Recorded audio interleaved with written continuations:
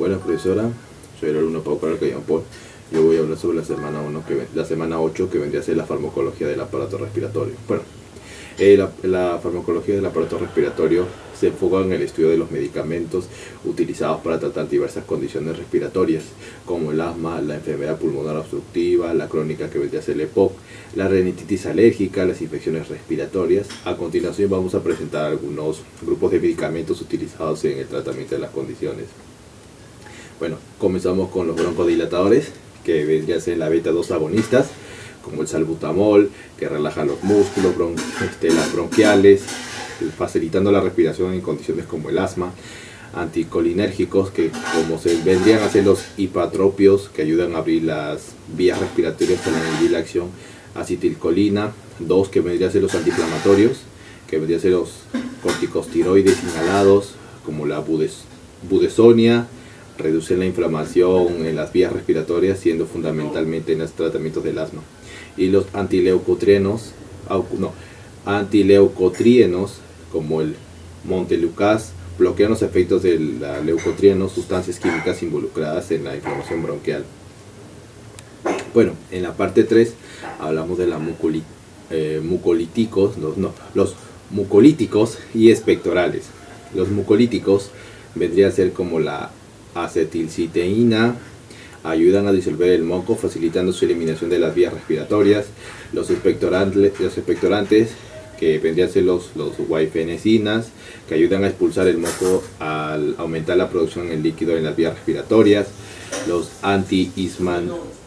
antihistamínicos, que vendrían a ser los antagonistas H1, como la loratadina, bloquean los efectos de la histamina, reduciendo los síntomas alérgicos como la congestión nasal y los estornudos.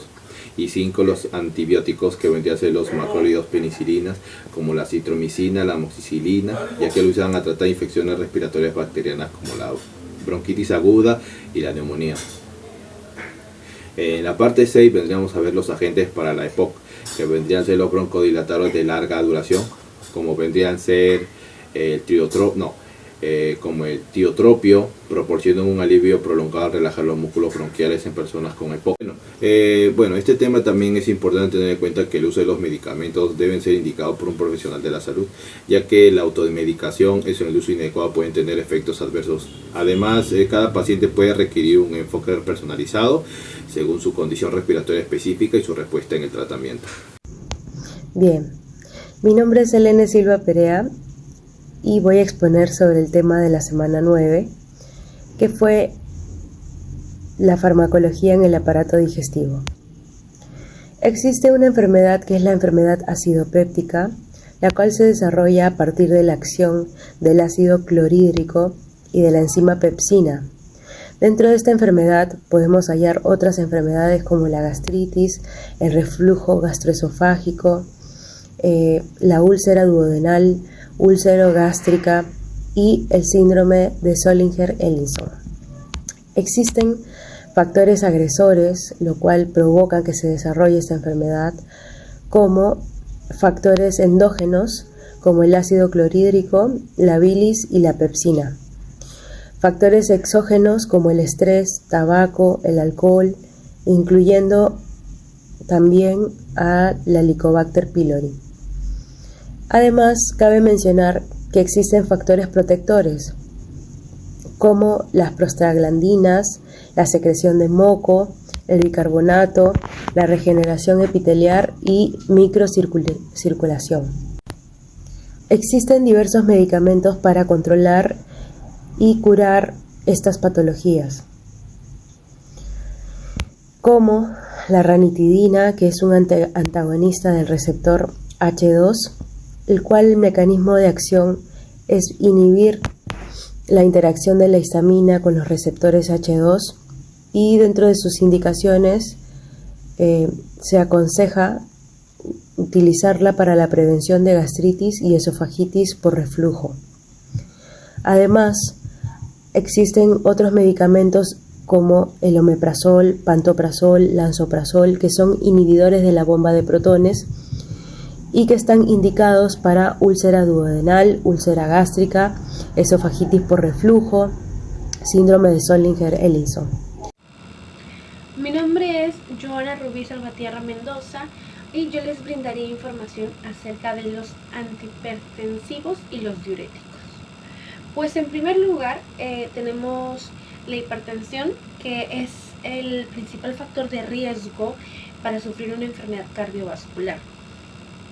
Tenemos varios medicamentos antihipertensivos que actuarán en diferentes receptores, como los fármacos beta bloqueadores, como el propranolol y el metoprolol, que lamentablemente la mayoría de estos producen bradicardia. También tenemos los antagonistas selectivos alfa 1, como el prazosina, que produce una vasodilatación arterial como venosa. Otro fármaco antihipertensivo, alfa y beta bloqueadores, como el betabol, que disminuye la presión arterial, disminuir la resistencia del vaso sanguíneo. Luego están los vasodilatadores directos, como la hidralazina o el nitroprusiato de sodio, que causan vasodilatación y relajación y puede ocasionar taquicardia, convulsiones, confusión, entre otros signos y síntomas. Otros fármacos son los calcioantagonistas, como el nifedipino y el amlodipino, que bloquea los canales de calcio, relaja y disminuye la resistencia periférica y puede ocasionar edemas. Y hay que recordar que todos estos fármacos ocasionan hipotensión arterial a las personas, así que hay que tener mucho cuidado a quién le recetamos y cuánta cantidad le recetamos a nuestro paciente. Los diuréticos son capaces de producir un balance negativo de sodio, inhibiendo la reabsorción a lo largo de la nefrona, es decir, promueven la excreción de sodio. Estos fármacos se suelen usar para volumen, composición y líquidos corporales.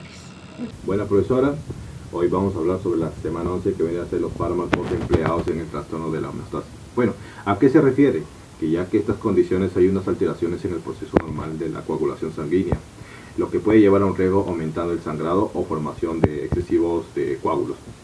Bueno, aquí tenemos unos principales grupos de fármacos empleados en el tratamiento de estos trastornos, que vendrían a ser los anticoagulantes, que vendría a ser la heparina, que son anticoagulantes de una acción rápida y se utilizan en situaciones de emergencias para prevenir o tratar coágulos sanguíneos. Los anticoagulantes orales, como la warfarina, los nuevos anticoagulantes orales, que es el NOACS, como el rivaroxaban y el apixaban, ya que se utilizan para prevenir o tratar coágulos en condiciones como la fibrilación auricular. En la parte 3 vamos a hablar sobre los agentes trombolíticos, que vendrían a ser los activadores de la plasminógenos, como es el albetaplasa. Se utilizan en situaciones de emergencias, pueden disolver coágulos sanguíneos, por ejemplo en el tratamiento del infarto de miocardio o en el accidente cerebrovascular isquémico agudo. Bueno, ahora vamos a hablar sobre la parte 4, que vendrían a ser los agentes hemostáticos, que vendrían a ser los ácidos tranexámicos. Ayuda a prevenir la pérdida excesiva de la sangre inhibida, ya que son las que ayudan a la disolución prematura de los coágulos. El factor bilar recombinante, que se utilizan en casos de hemorragias graves en pacientes con hemofilia o inhibidores de factor 8 o 9. La parte 5 vendrían a ser los agentes para tratar la hemofilia, que son los factores 8 y 9, como hablé hace un instante, en pacientes con hemofilia, ya que vienen a tener una deficiencia del factor factor 8. La 6, que vendrían a ser los agentes para aumentar las plaquetas, son los interleucinas, que estimula la producción de plaquetas y se utiliza para traer la trombocitopenia inducida por la quimioterapia. Por último, para terminar este tema, bueno, es fundamental que estos medicamentos sean administrados y supervisados por profesionales de la salud, ya que el uso incorrecto puede llevar a complicaciones graves, como el sangrado excesivo, la formación incontrolada de coágulos. Y bueno, cada paciente tiene un tipo de condición clínica y requiere un enfoque indicado en la elección del tratamiento y la dosificación.